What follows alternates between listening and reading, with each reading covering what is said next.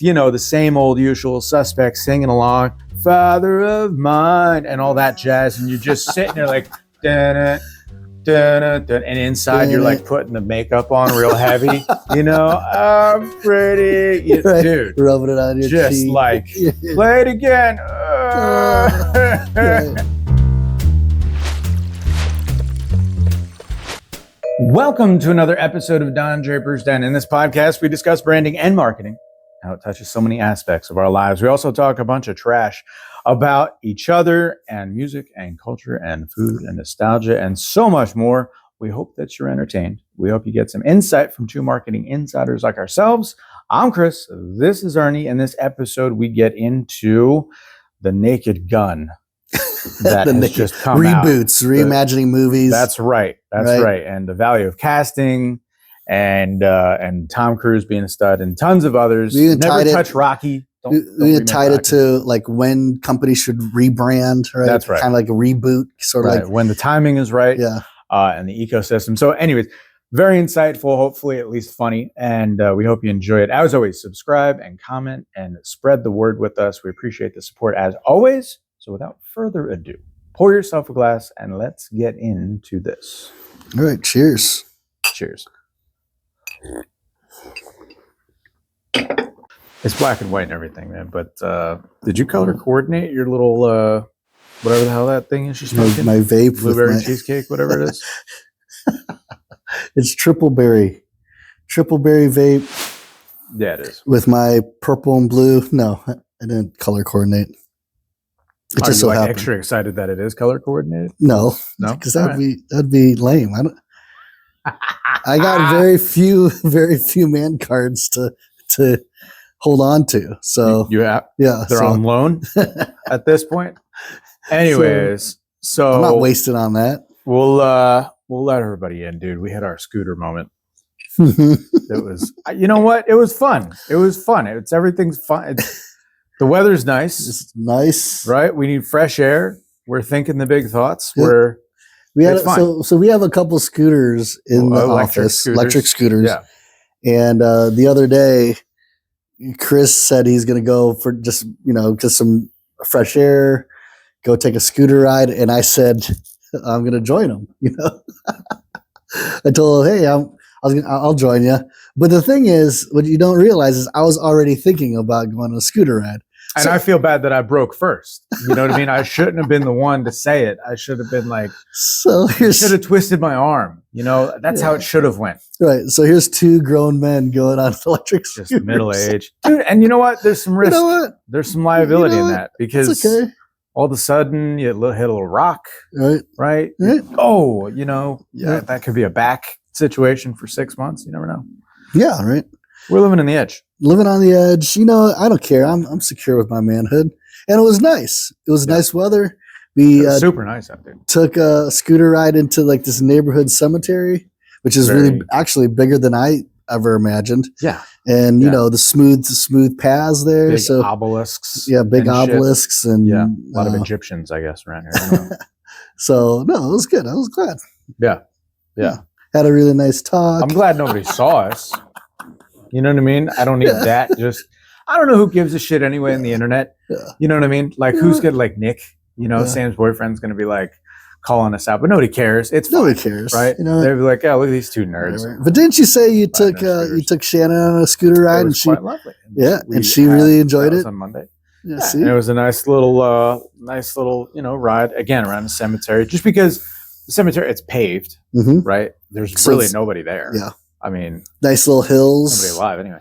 So made it interesting. Yeah. So, and if I don't know, weird or not, but I do find it interesting sometimes to go to the cemetery. I'm taking my kids, right? Because it's like, you kind of don't really appreciate that. I don't mean to get into that just off the top of my head, but like, you don't really appreciate your own life. And occasionally, unfortunately, you find like a tiny little tombstone. You realize like, oh man, as a kid, so it's just kind of an appreciation, right? And it is interesting, especially around here. Yeah. You don't realize how old it is around here. Yeah. And occasionally I'm thinking driving through I pick up the kids tomorrow, I guess it is. There's on a hill somewhere, just I don't know, around the way, by this cool river spot. There's a hill with a cemetery on it. Mm-hmm. Thing is, if there wasn't, if not for the, I know the which one you're headstones, talking about. Yeah, you'd think it was just somebody's yard, because of the fence.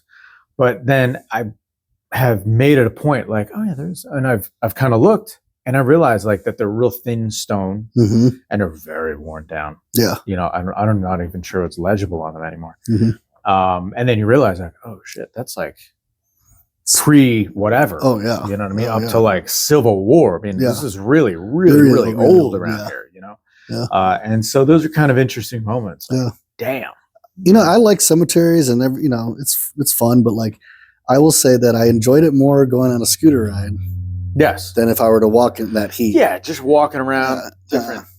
Different experience. I'd have been like, all right, let's turn back around. Yeah. We're just cruising around the cemetery. Again, very risk, you could hit a rock.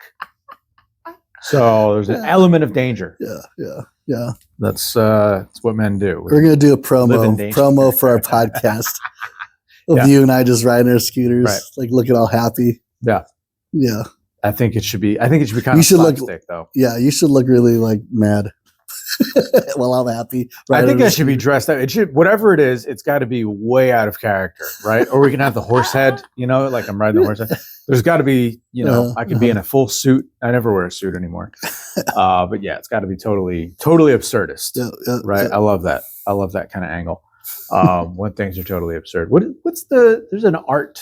You remember that art style from the 20s? I think it was the 20s, called Dadaism. Never heard of that. Dada. In fact, I don't even know if it's called Dadaism. I think it's just Dada. Okay. Right? D-A-D-A? D-A-D-A. Okay. Yeah. And I'm going deep in my college, memory bank here. But I believe that was along the lines, because back around that time, typically the art movement, the fine art movement would kind of coincide with the musical movement, right? Very much so.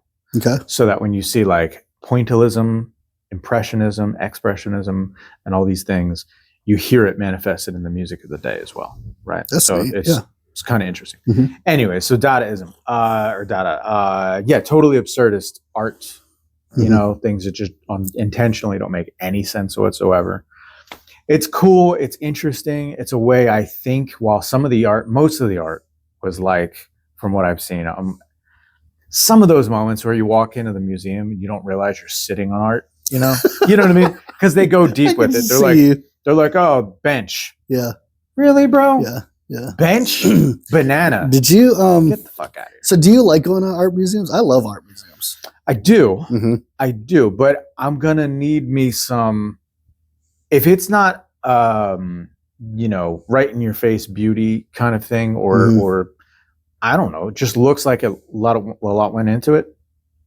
There are moments where I too, for my whole life, by the way, even when I was a young kid, and my uncle and others would take me to many a museum. But even then, I remember like in New York, I forget which one, but there was a museum in New York, and big one, and there was jeans on a barbed wire fence. What the fuck are you talking? What is this? You know what I mean? I was so pissed. Yeah. There we were. See, but maybe that's it. It evoked that anger out of you, I guess. See, for me, like I love going to art museums. I could take anybody to art museums and still enjoy it. Yeah. But I think I enjoy going to art museums by myself. Yeah, it's kind of it's a contemplative, right? And also I could go at my pace. I can skip things like I'm not really interested in this work. Yeah. But then other things where I could, oh wow, this really impacts me. I could just sit there and just take it all in and just kind of like engage with it and let like how am I feeling when I look at this piece? Yeah, I took a art appreciation course in one of my college courses, and I loved that course. I actually ended up getting like a C in it, and it was the easiest course only because I missed we had to go to a museum and we were all meeting there, and I couldn't find it. And we didn't have GPS at the time. Right. So I'm driving around, I'm asking, nobody knew where this little museum was. And because of that, it dropped me 2 grades down. Damn. Yeah, because that was like the thing you're supposed to do. Right. But anyways, I love that class and understanding how to appreciate art was the whole point. Like how do you go about appreciating artwork? What's the kind of the steps you should take? And that's why I love going to it. But I love going to it by myself because then I could really just take it in. Yeah. And I would bring a sketchbook and just draw. I would write my thoughts just and appreciate in that way. I haven't done it in a long time, but this is making me feel like it's about time for me just to.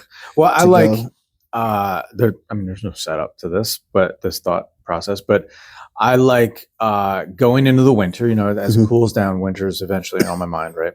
And throughout the fall and leading into Christmas time is just a slew of, let's say, obligation almost. There's just the whole family side of this part of the year and like the busyness of our business, So anyway, so there's just a lot of action going on. Yeah. And around my birthday, which is January 31st, they're nothing but most would say it's like, oh man, this sucks, because nothing's doing. New Year hits and then kind of whatever until Easter if you're celebrating. Right? So, I mean, there's St. Patty's Day and other things. But anyways, so my point is like contemplative. It's a contemplative time.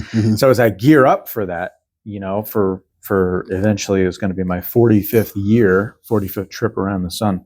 I look for like moments like that, to help gain perspective and things like that and give me like a new way to look at things. Recently I've been thinking about this concept of nothing new, obviously, but the concept of wolves at the door, one of those moments where the wolves are at the door. Okay. What does that mean? And I've really I don't know. It's like a thought experiment. I'm sure there's some other terminology for that kind of visualization, but how does that manifest into, say, like you could write it like an allegory, right? Which is where a lot of those, I think it's like a Norse myth, if I'm not mistaken. This concept of wolves at the door, but then what is in an allegory, right? Everything's symbolic of something else. So then what do the wolves represent? Right?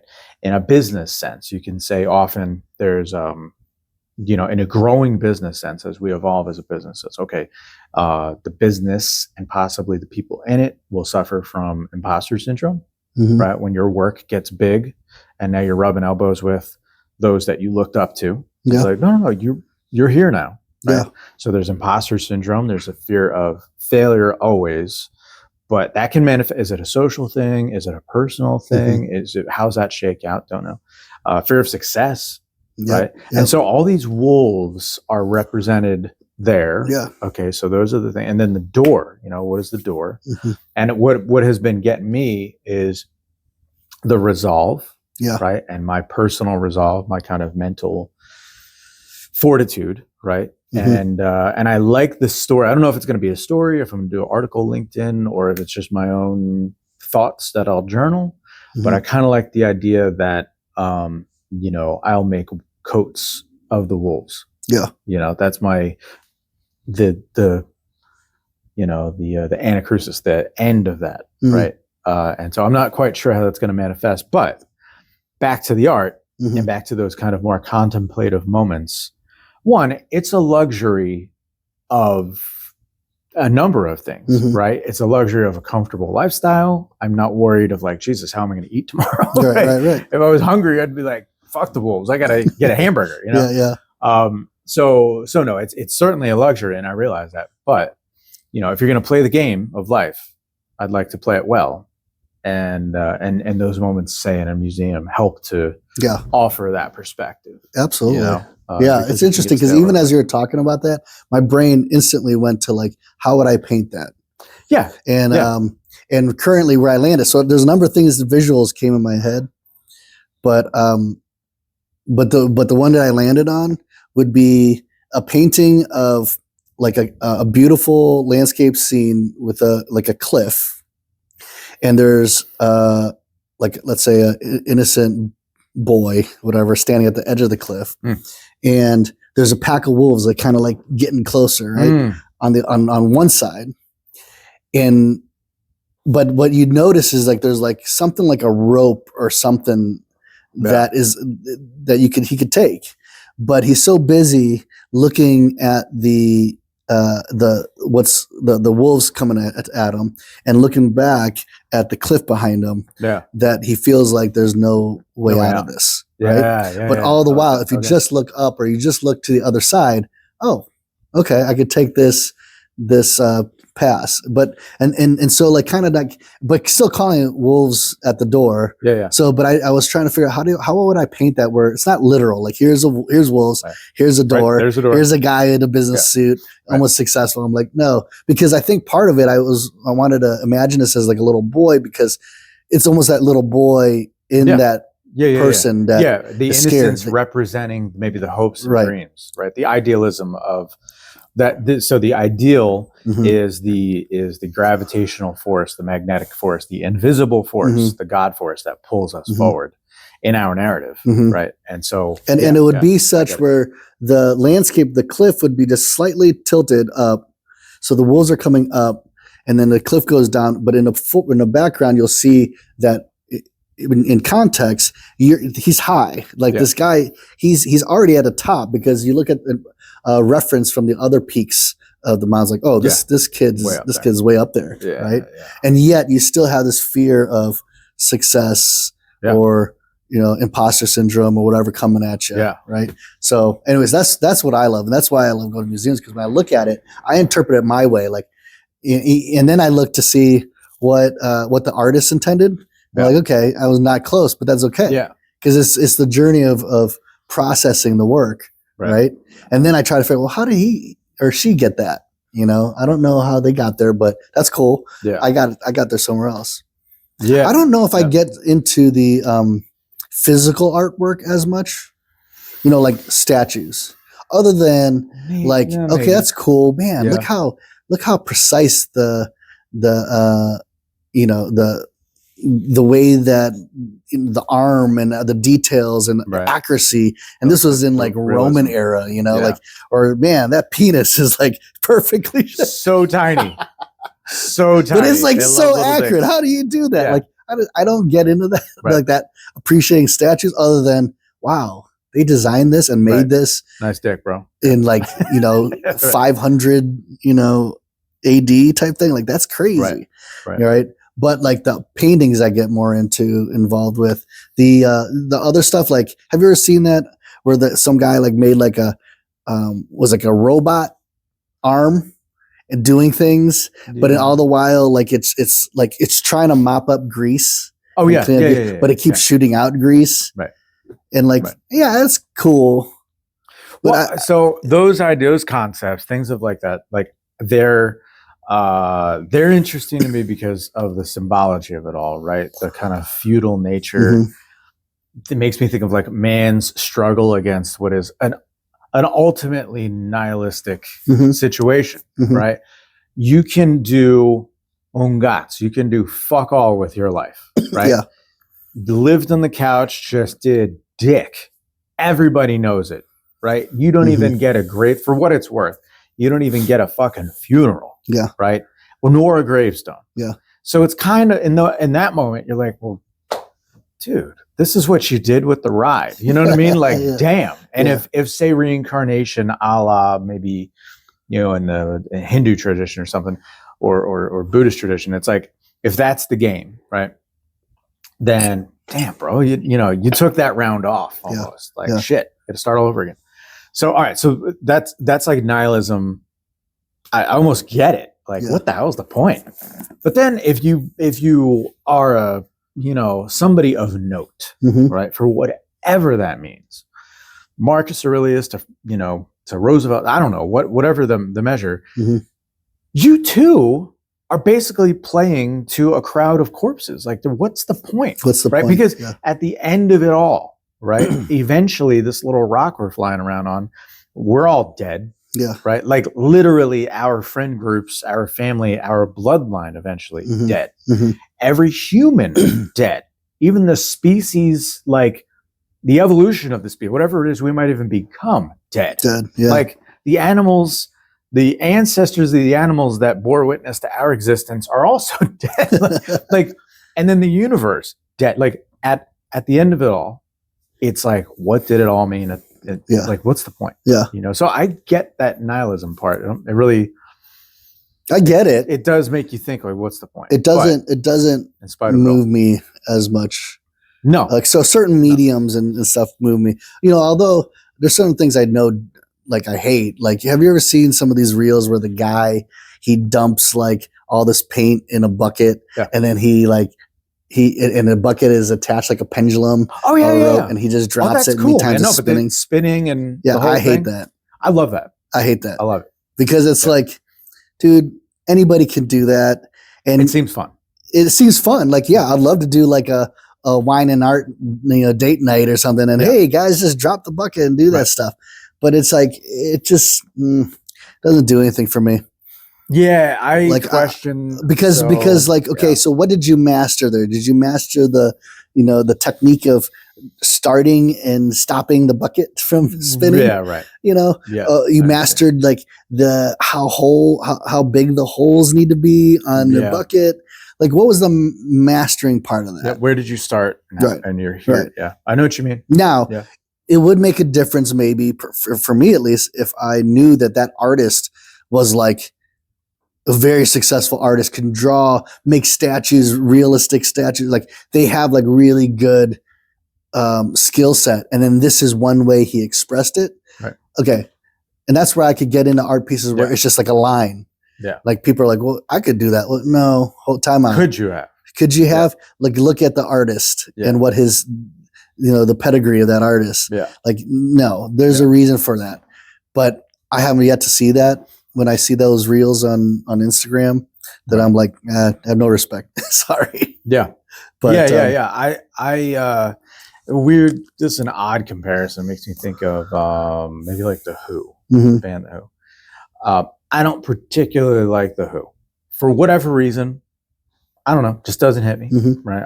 I saw Tommy, the Broadway play and everything. I don't know, it just doesn't hit me. I might listen to like a hit or two, but whatever. So I had to play a Who song. One of the most fun things I ever did. Right. Just so Pete Townsend, the guitar player, like, just something about how they created the music and the experience of playing it. Right. So almost the kind of choreography of the song, right. To put your hand where he put his hand, kind of thing. Yeah.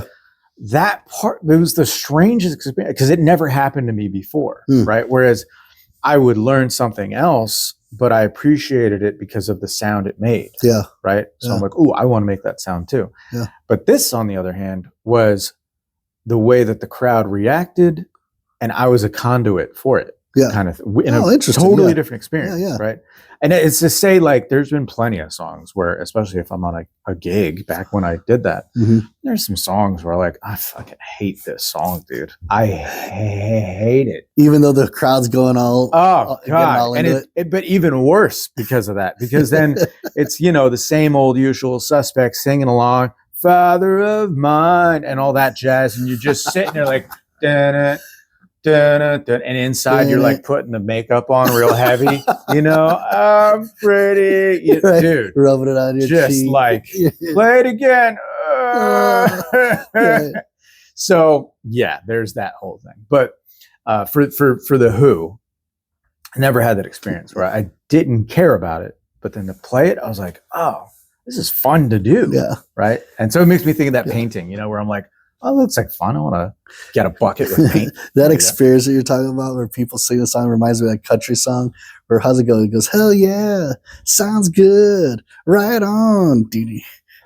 Yeah, dude. Yeah. That's like the audible version of Ranch. When I hear sing that song, like Guitar Man playing all long. Bro, that is, I'm convinced it's been AI for like country music, pop country and hip hop country and all those kinds of things. Bro, that hurts my soul when I hear it. I love me some outlaw country. Bring it all day. Back to where the music hit me. I can feel my beard thinning out, chin strap. Yeah. Right. And if it's not a cowboy hat, It's going to be a backwards whatever, right? Mm-hmm. The Oakleys come out. All of a sudden, I got sparkles on my jeans, right? Yes. My truck just immediately starts lifting up out of nowhere. Bro. You don't like that? I like that experience. Fucking I like that. I love being in a bar and then you hear them singing honky tonk, but don't get the fuck away from me. Come on, you don't get away from me with this bullshit because inevitably here's the real heartbreaker. But don't get And by the way, make your money. Who am I? I'm just some dude. Make your money. I'm glad you made your money.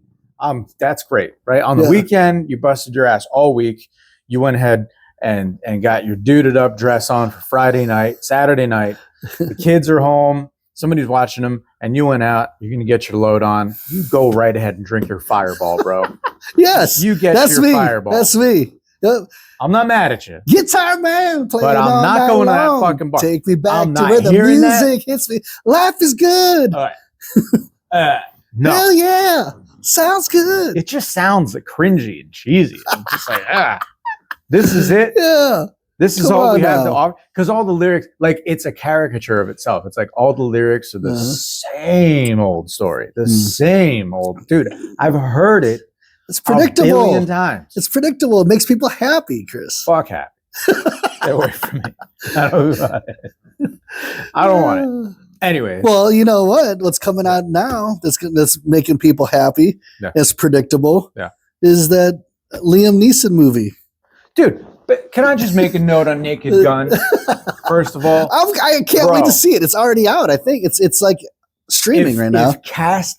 If being the casting, what is the director or whatever, if that casting person can just be given like a bouquet of flowers, because there is no better person. No better person. I didn't know it until I saw it, but there's no better person. Let me, it's like, I need an action star who is a damn good actor. Damn good actor. And can sell the action. Yes. But also can be just deadpan as deadpan gets. Yes. Just, wow. But you know what's funny? It's like, there's such a fine line between like the Taken movies and Naked Gun. Where like you right at the edge. Right at the edge. Because you can look at Taken like, this is kind of funny how serious he's being right now. If you can. But then Naked Gun, it's like that fine line, and all of a sudden, it's like it's just hilarious, dude. See, the absurdity. Well, absurdity reminds me of our kind of vibes on the podcast. That it's like you have this moment of you know, with our shirt, for example, or like happily riding this little horse head thing, but there's just something slightly amiss. You're like, wait a minute, what the? And that's the vibe. I love the absurdity. Yeah, the absurdity of it. And you're right. So if you look at Taken, which is such a good movie after all. Yeah. I mean, that's like love awesome, Taken movies. Liam Neeson, love all his movies. But if you have Taken and then you added just a little bit, just a little touch, immediately it's funny. It's hilarious. Right? And yet he's playing the same role. Like he's basically the same role. Liam Neeson is like just as serious of what he's doing as he is the other one.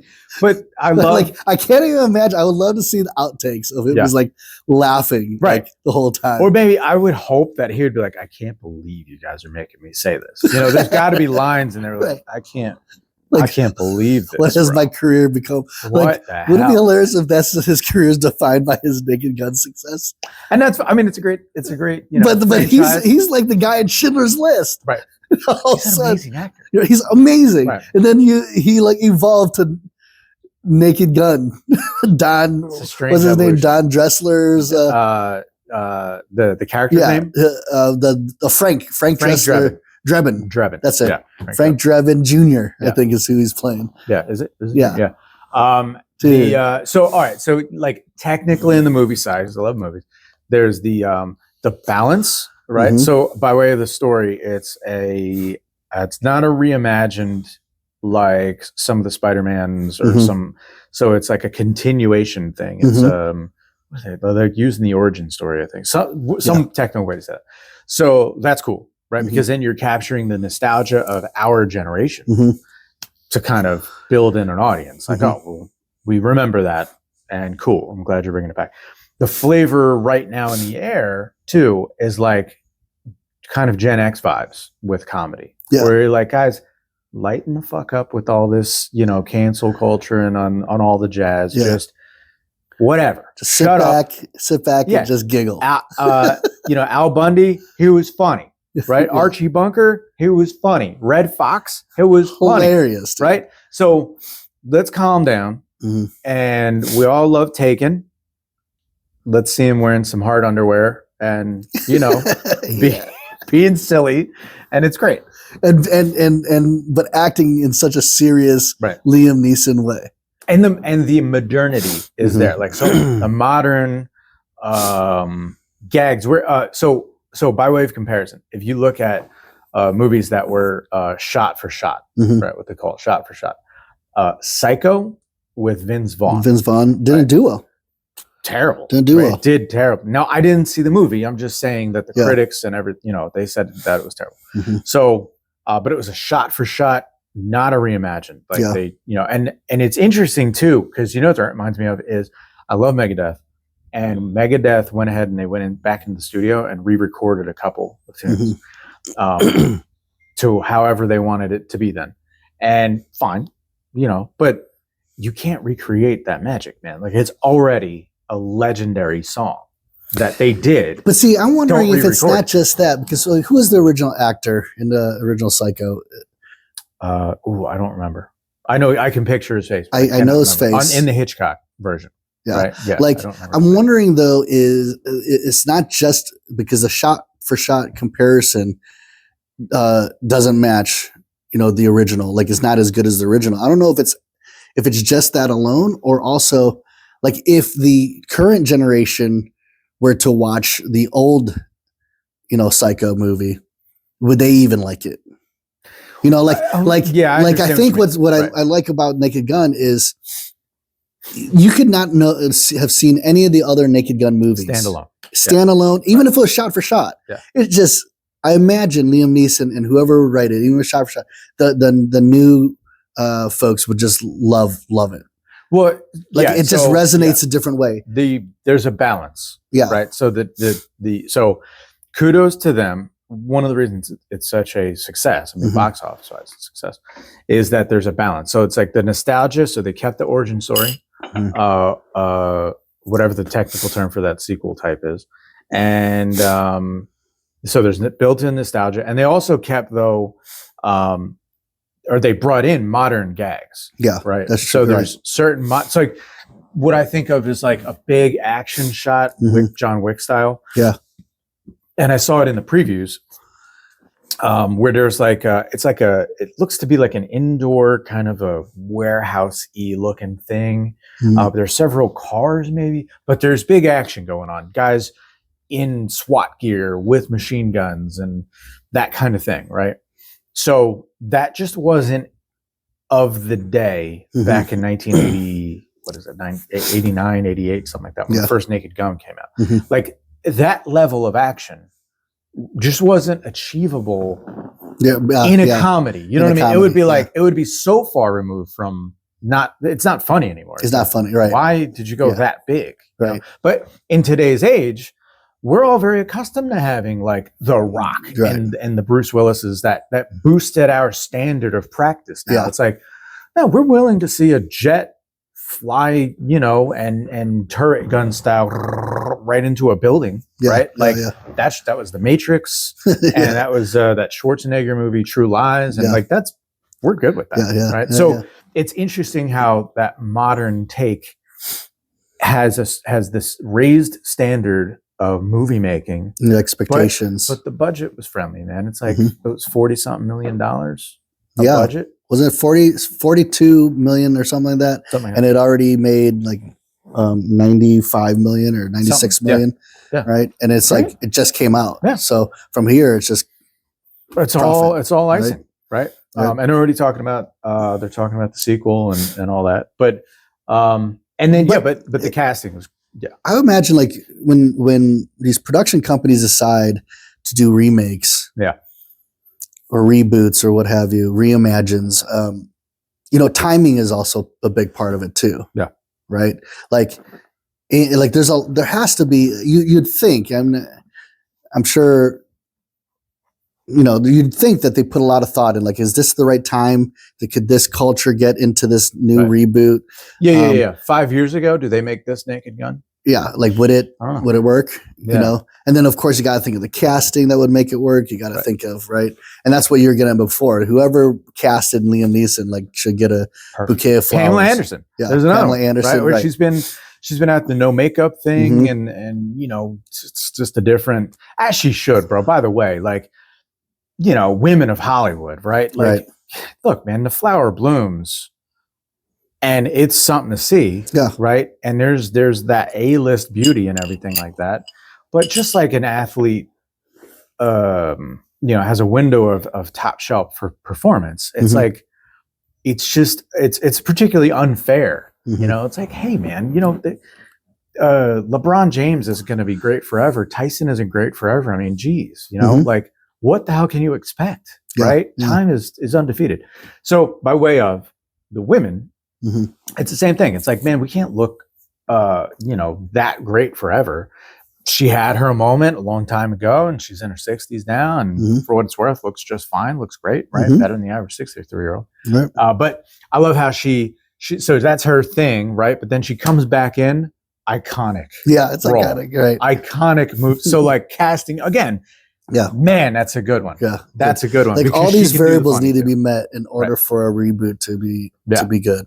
And that's the, and like I think of like Top Gun when they came up with Top Gun Maverick, and nostalgia, origin story, but like it was such a, it was such a it was so important for Tom Cruise and the production company to like pick the right time, the right script, right, the right actors, and to do it, they picked it ended up being perfect because it was like right after the whole COVID thing, people weren't going to movie theaters, and then all of a sudden Top Gun, like he helped save the movie theater industry because people started going, they needed to see that on the big screen with the surround sound and the and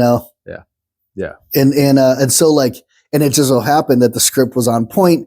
It still got people, it gave them that original Top Gun feel. Yeah. And the feel good, smashing America success. Feel goods, right? Some patriotism, especially after going through, being having to be staying at home and wear the masks. It's like, okay, let's get so disillusioned too, right? That's kind of lost. Let's get back into this, After the everybody's at home and locked down, and then as news dribbles out, and here we are later with much different perspective. I think most reasonable people would say it was a different perspective now. So taking this on the branding side of things, it makes me think of like when companies have to decide, like, when is a good time to rebrand? Oh yeah. When is a good time to kind of reboot our brand, or evolve it, or reimagine it, or when is the perfect, or is it even necessary to do that? Like all the discussions that go into it is similar, right? Because you could rebrand it, and we had the last episode with the Cracker Barrel, and which they've since gone back. It's since gone back since that. After I had just said, nah, I don't think they should. They're going to go back. All right. Like I think that night, there's like, hey, we're going back. I'm like, okay, but they had to go through that process, and apparently missed some variables, miscalculated some variables, and misfired, right? Yeah. And so now they're going back to their origin. Well, you know what? Hold on. That puts me in mind of, and we'll put our toe in that for a second, is the individual. I was just saying in a networking thing that, because I brought up the Cracker Barrel and the whole bit. I'm like, man, one of the most poignant observations, I don't know, poignant, it's a strong word, but anyways, strong considerations for that whole thing was, who did you put in the driver's seat? Now, it's no shade on her, man. Look, if you get to that level, you're already badass. Who am I? Right. But there's other badass individuals, is my point. And they might have been, you would have thought that somebody in the fold, in the mix at a Cracker Barrel, or a Black Rifle Coffee, or a hunting, outdoors. I mean, there's so many things where you can picture, like, who's the CEO? Who's in charge of this whole chaos, And you look, and then you see Black Rifle Coffee, for whatever reason they come to mind. I'm like, who would that be? That sounds like it'd be a veteran with like a stout beard, pretty in shape, some intense tattoos, and don't fuck around attitude, probably can shoot a gun. But I'm there, right? And sure enough, I would bet that's what you're going to see, right? So when they make decisions from that perspective, I'm like, I believe it. Okay, fine, right? They kind of have their finger. But on this thing, it was like, evidently that person in charge of that decision making was a little bit probably more progressive and all that kind of thing. So then you wonder, it's like, well, who would I think? Who would I picture being in charge of the thing? And you're like, I don't know. They probably wear, cowboy boots or construction boots. You know what I mean? They show up to work with like a belt buckle and a flannel, and it's just a different thing. Yeah, it's a different thing. And so from that perspective, that person would offer their sage advice to say, I think we ought to go in this direction. Don't know that it would result in changing a logo that person probably grew up, eating at the restaurant himself or herself. So it's like, not only is the timing right and the mood, kind of the ecosystem at the time, but then who's calling the shots? Who's calling the shots? Well, and that makes me think of like one part that I enjoy about our jobs and what we do as an agency, right, is we're working with many different brands.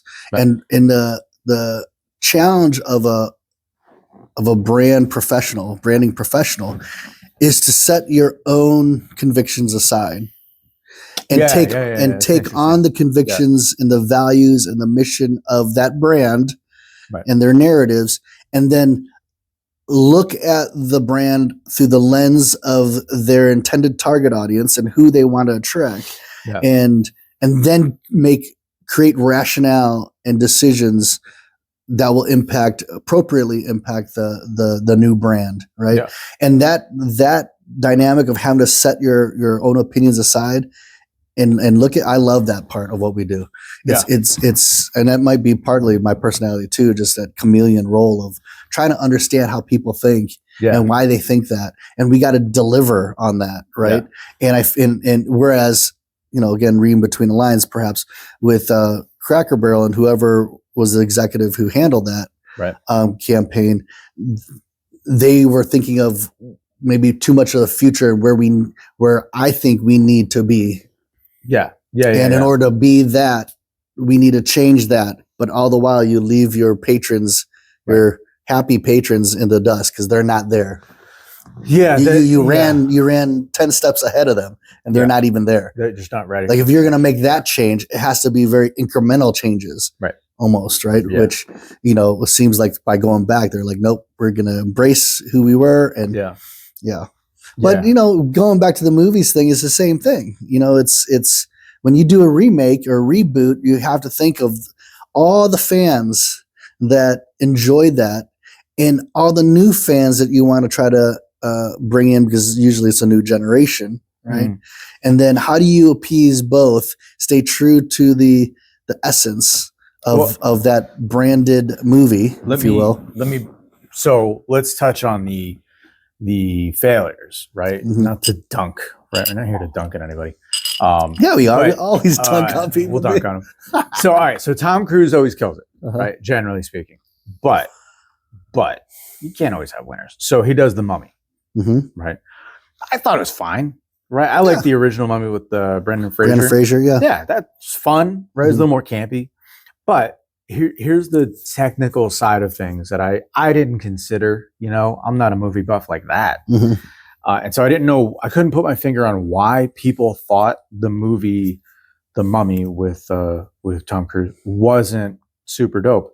It's because they did the thing where they took a kind of a campy, lighter PG-13 family-friendly situation and turned it just a teeny bit more serious, right? A little more weighty, and the casting, and putting a Tom Cruise, which is a serious action hero, right, versus the lighter, almost Disney-fied action hero in cartoonish almost in Brendan Fraser, right? Which is good. Like that's what it called for. That's why it was so successful. So that tone switch is what the technical part that I was kind of like interested, like, oh, tone. Okay. All right. Yeah. I'm with you. And so where you've seen kind of a hard, it's not to say it always goes that way, right? Basically where you go from happy, or I want to say happy, but like playful, cartoonish, not so serious, to no, really actually very, very serious. Yeah. So when you think of it like that, okay, let's take a couple of, for instances, Batman, Heath Ledger's Batman, right? Well, his Joker, but that Batman thing, that moment is a serious, there's like comic books, but then there's like the novel. What is that? You mean like Heath Ledger when he was playing Joker? When he played Joker, right? So that Batman, right? So it's like we went ahead and took, graphic novel. That's what it is. So we took it from, I mean, if you think where we started, it's just like, Jesus, we were Adam West, right? Like, this is cartoonish. And that's fine. But then Jack Nicholson gives us, no, this could be serious too, right? This can be a morality play of sorts or something. So no, it can be serious, right? Jack Nicholson opened that door for serious acting in a, cartoonish situation. Yeah. But then Heath Ledger really put a stamp on it. They're like, no, not only can it be serious acting and in this comic booky thing in this universe, but there can be deep insights into like personhood and identity and societal issue. And it was like, damn, So in that, the tone continually gets more serious. So it succeeded, but there's been a lot of failures. Like Total Recall, RoboCop, where but see, that makes me think like, should that have ever been remade? You know what I'm saying? That's another thing. So that's combating nostalgia. Now here's the thing. Like for me, I like the new Total Recall versus the old Total Recall. No, really? Yeah, I do. But why? Because the Total Recall, the old one for me was like, even then was like, this is really kind of goofy, whereas they made it a lot more serious. And by the way, I do like the actors better. Like who was it? Colin Farrell. Yeah. And then who was the Kate Beckinsale, whatever. She was the female lead. Did they have 3 titties in the new one? Yeah, they had 3 titties in the new one. Really? Yeah, but it looked like better. Like it looked real. I mean, I would hope it looked better. It looked real than that. But that's my point. I like the realism better. So, and then when I look at the Mummy, same thing. I like the new Mummy versus the old Mummy. Fine. Yeah, I don't see what all the. I didn't like the kind of like the lighthearted Brandon Fraser, and that was kind of his shtick. The Jungle Book. That was kind of fun. Brandon Fraser. I mean, I liked it. Yeah. But when I looked at it, like, oh, this is a cool upgrade. Although in the Mummy 2, when I think it's Mummy 2, it might have been 1, but there's like there were like werewolf Egyptian looking sand ghosts or whatever, and there's like the dude, the one sub character, Middle Eastern dude. With cool tattoos on his face. He's like got his people there, and they're whooping that ass on these sand creatures, and they're like, yeah, victory, all right. And they're like, oh, cool. And then over the dune, you see like a million, and they're just like, oh, bro, and he's just like, let's fight, to the death. And like, yeah, man, let's go, dude. Yep. He didn't give up. So I like that moment, little serious moment. I'll hit that for inspiration. But yeah, the tone shift can be kind of the death rattle, and like kill a whole series. It can, right? It can for sure. I mean that happened for the Mummy. Like I don't think anybody's going to come back for the Mummy revisited or some shit. It's just done. Some successful ones, like It was good. Ocean's 11, big, dude. Ocean's 11, kind of. Perfect. Again, casting. Yep. I'll watch that crew of people do whatever. It changed the light bulb. Yeah, it was hilarious. Yeah, hilarious. It was awesome. Yeah, like Matt Damon with George Clooney and Brad Pitt, like great star cast, right? Yeah. Rat Pack, Julia vibes. Roberts. They and how honestly, like, so in that moment in time, they were actually caught hanging out too, right? So like the Cell wasn't just the movie, and it was a very entertaining movie. I liked it, but also the all-star cast was like seen about town. Hey, look, they could have planned that too, right? Yeah. I wouldn't put it past them, and smart on them. But they were seen as the new, the new Rat Pack kind of thing. But it adds to the allure. Yep, absolutely. Right? Yeah. Dune was a great success, I huge success. I just haven't gotten around to seeing it yet. Huge success. Like I can't bear to watch the first Dune. Yeah. The story with Dune is Dune came out around the same time that Star Wars came out. Yeah. But Star Wars had all this like flair to it, right, and just drowned out Dune. Yeah. And then now it's hard, man. The remake of Dune. Yeah. I like Dune better than Star Wars now. Yeah. You know? Wow, really? Yeah, because there's a serious tone to the whole thing, and a lot of like you got to really listen. Like I don't know how many times I had to watch the most recent movie. I had to I rewatched it, like not like watch it once and then watch it again. I had to watch a little bit. Like, okay, let me understand this. So I had to rewind like 15 minutes, watch 30 minutes, rewind 15 minutes, watch because I'm like, there's so much involved in this. Yeah. And I loved it though, because at the end, when I got all the way through, I'm like, that was a really good movie. You know, it was like rich. Whereas like with the Star Wars, I thought like, you know, when they rebooted after the first three, they failed on a lot of things, and I enjoyed it. I'm just saying comparatively, I enjoyed the Dune experience better than the Star Wars. Yeah. But, you know, I think that Star Wars had to kind of find their way again, you know, and they had such a big brand. Star Wars had such a big brand that you almost could have put anything out and it just been, yeah, this is amazing. They kind of did though, man. They did. Like Jar Jar Binks. There's and all that. So many. I go on Disney and inevitably look for something to watch with the kids. Yeah. And I always see the Star Wars as like, it's a whole thing, you know? And I look and I'm like, Bill Burr was in a Star Wars thing. Yeah. Like a whole series, like a big series. Yeah. And I can't remember which one it is, you know? I'm not the biggest Star Wars freak either, you know what I mean? So to me, all the names, I think he was in together. Like the Mandalorian. The Mandalorian, that's what it was. Yeah. And it was fine, right? But I'm also, I guess it's kind of hard for me because I would really prefer to know all the stuff, you know what I mean? And like the Ewok planet, like which one, you know, like all the details, right? Because there's so many cool Easter egg things within the shows that I'm like, I know that I'm missing like half the stuff. That's why I do like the Star Wars stuff, but you know, I don't know. I end up getting allured by all the Marvel stuff when I go into Disney Channel. Yeah. Like I'll go and I'm like, okay, can I do Star Wars or Marvel? I'll go Marvel. Marvel's easy. It's easy access. I understand it. Like, and I've watched everything. So like I get everything, and I've read all the comic books too. Right. So, and so I get what they're trying to do, but here's another one. You got me thinking about the comic book and novels and whatever. So obviously most books, or rather most movies would come from a book, right? Whether a direct thing or an interpretation of or whatever. So now I've never read the book. I've never read Conan the Barbarian or any of the books. Yeah. I've only ever seen the movies. And most of us love the Schwarzenegger thing, you know, because it's what nothing can compete to that. It's great. And he has his I cry for Conan because he cannot cry. No reboot for that can never compete. So good. But that said, right, it's also old enough as a movie that the actual I guess the direction, you know, the way it's edited and all that stuff.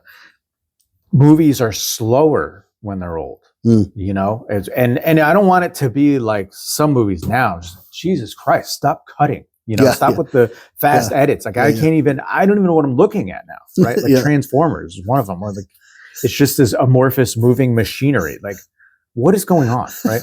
Anyways, so the newer one with Jason Momoa, right? Yeah. I thought that was super cool, man. I couldn't finish it. I was fine by me. And I like Jason Momoa. I think he's great. Yeah. But nothing can compare to if compared to the other one, but I thought as a standalone. So it's kind of similar to what I like the Mummy, the Tom Cruise version better. Yeah, I like that one too. Yeah. It's fine. I don't see what the problem is. But I also don't give a shit enough to like go online and start trashing everybody. Why did you take away my dude? Just get over it. Just don't watch it. You know, I just been thinking as we're talking, I'm like, we sound like a bunch of nerds right now. Yeah. Just talking about these movies. It's completely destroying your image. But you know what? Then it got me thinking, you know what remake they should do? Yeah. Related to nerds? Revenge of the Nerds. Bro. Dude, they gotta They can't make it. You know what? Maybe this is the time for it. Maybe this is the time for it. Because if you really go back there, bro, they're like, they have the party, right? First of all, there's butts, there's boobs, right? There's all that kind classic of stuff. 80s. Just like their nudity is funny, right? Fart is funny, like all the basic shit, right? They got all that in there, right? They got some racist gags in there. Can we throw that in these days? I'm not sure, but maybe the flavor's just right. You know, where we're like, yeah, I think we can all relax, man. Let's bring some of that back. I don't know if we can go back to Blazing Saddles, because Blazing Saddles is hilarious. But Jesus, whenever one of my favorite reactions, and we'll get back to the nerds, but one of my favorite reaction videos is seeing young millennials and Gen Z react to Blazing Saddles, the movie. Oh no. And the funnier part is that most of the time, like the lion's share of the time, it's a minority audience watching it, right? As Americans.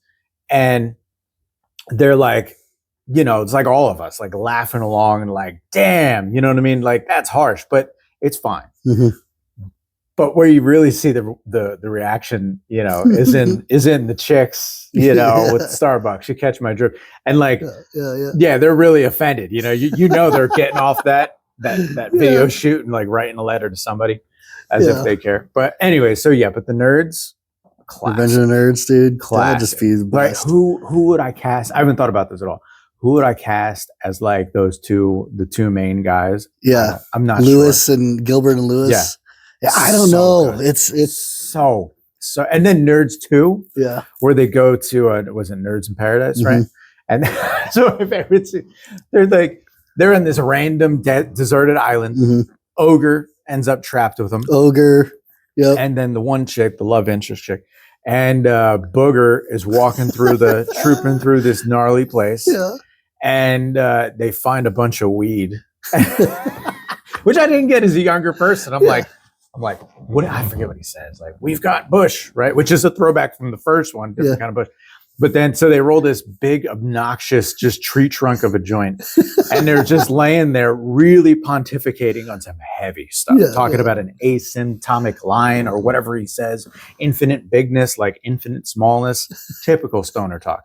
And then they pass this massive, heaping joint to Ogre. What if CAT really spelled dog? And there's like a bit of a beat, and all these like super geniuses are like, whoa, that's pretty heavy, Ogre.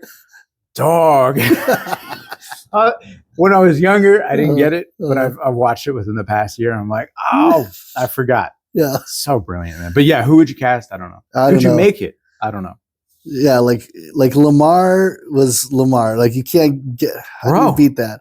Booger, I just don't know. I mean, you got to get a casting professional, right? Who is and director who just, they have this vision. It's beyond me. Like, that's not my skill set. I do not know who would be the best role. Who could play all right, hold on. Now, okay, so the casting part aside, right? Because I'm sure that those kind of movies, at least in the 80s and early 90s, were perfect for, you've got talent, right? And we're going to give you this one, knock it out of the park, and you're going to do some stuff, right? That and like slasher flicks seem to be like fertile ground for great actors, right? So anyway, so casting wise, it's like, I'm sure there's tons people on the come up, and great, good for them, get them in there. But by way of the story, right? Would you go that balance between novelty, like modern today isms, versus would you include the origin story, right? Is this like the sons of the nerds, the daughters of the nerds kind of thing, right? So like that you have those original, the nostalgia part, or do you just say, no, the old thing was the old thing, we're going to go, you know, Batman, Spider-Man. I think because you still want to get some of the Generation X. Right? You still want to get them into the theaters.